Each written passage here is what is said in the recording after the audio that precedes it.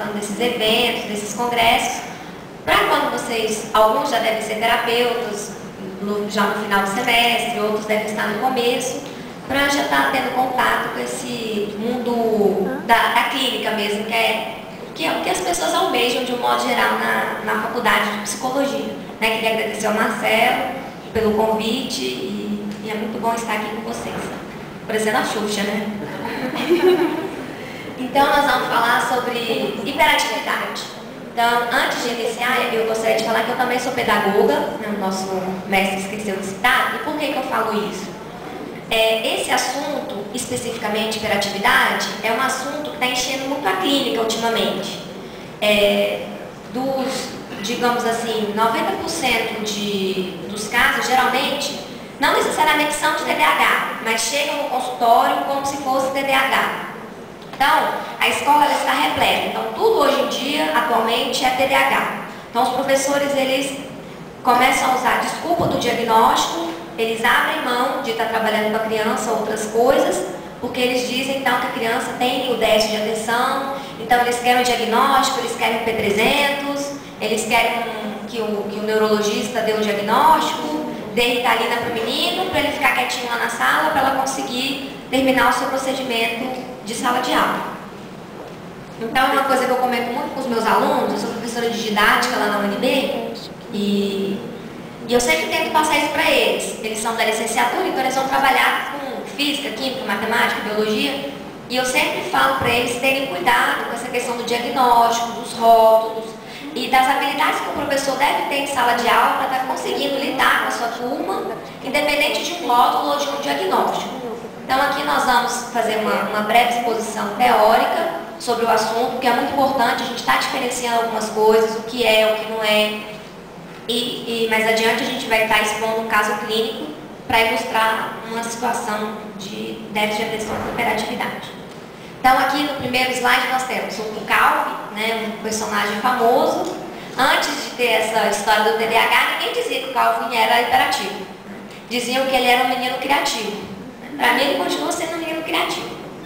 Então ele fala assim, Calvin, a mãe dele fala, como você quebrou esse prato? Daí ele fala, eu estava carregando muitos e este caiu.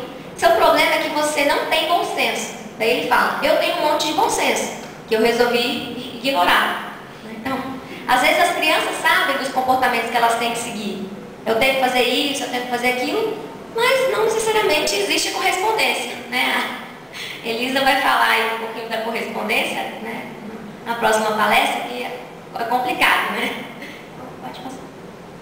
Então aí, exemplo típico de que os pais falam, né? Olha o quarto desse menino, é todo bagunçado, ele não sabe onde colocou nada, perde a chave, perde o celular, perde o caderno, perde o livro, perde a borracha, todo dia é um lápis novo, todo dia é uma caneta nova, não consegue achar nada, né? Então são estereótipos que existem pessoas que têm um quarto desorganizado e não necessariamente têm algum transtorno, enfim. Então, desde um defeito no controle moral, a um distúrbio orgânico do comportamento por lesão cerebral, e até foi chamado de lesão cerebral mínima. Então, essas características, elas trariam como consequência o comportamento agressividade, indisciplina, crueldade, dificuldade de atenção e de autocontrole. Isso na época, na década de 60, que começou esse desenvolvimento maior, esse estudo sobre a questão da hiperatividade.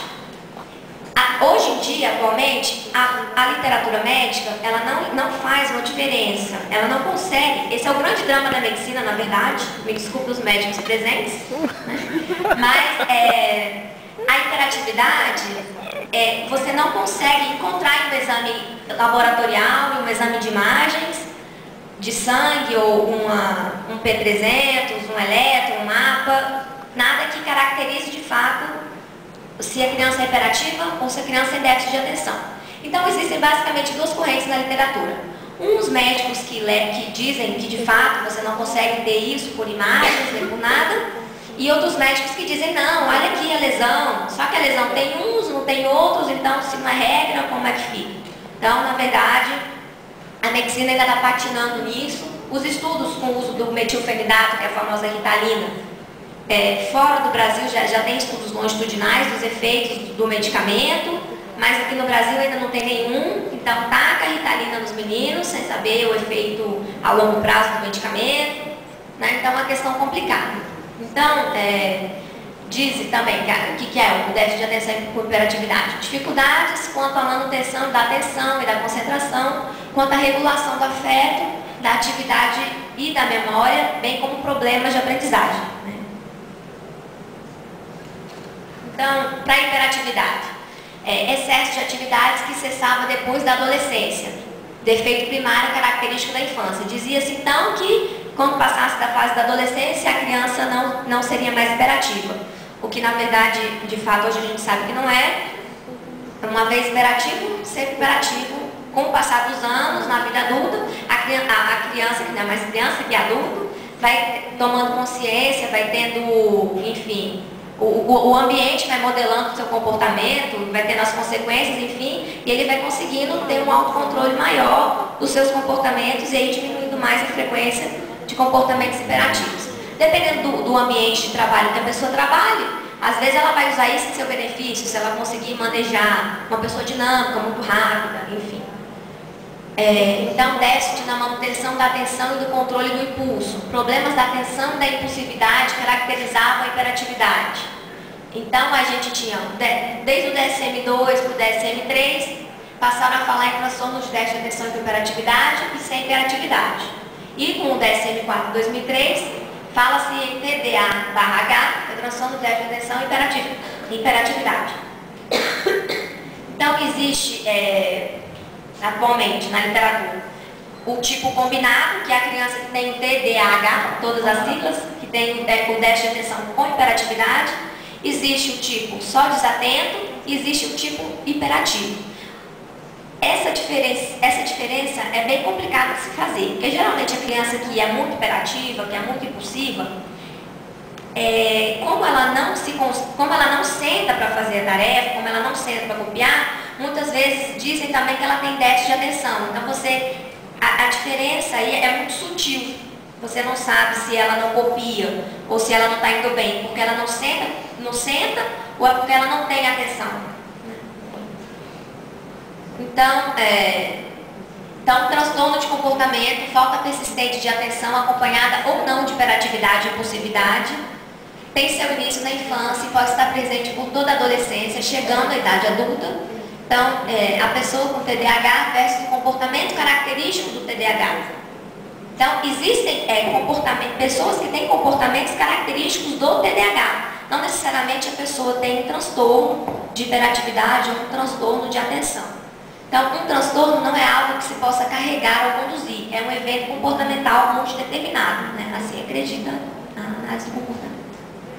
Então, existem alguns rótulos associados a essa questão do TDAH. Comportamentos de desatenção, excesso de atividade motora, impulsividade, baixa estima. Em casa, a mãe diz, é muito preguiçoso, mole, finge que não está ouvindo, não quer nada com nada, não fica quieto, é comparado a um furacão. Nossa, menino é um furacão, sobe, desce, pula da escada, vai aqui, vai lá. E na escola, não, essa menina é muito desinteressada, atrapalha os colegas, perturba a professora, não deixa ninguém quieto, levanta toda hora de sua cadeira, não conclui as tarefas. Antes, só para ver como está a questão da escola ultimamente, uma criança que apresentava essas características de comportamento era considerada um menino danado, um menino levado. Aí hoje, a criança não pode ter nada disso aqui. Um mínimo, que já é taxada de TDAH, sem a das devidas considerações.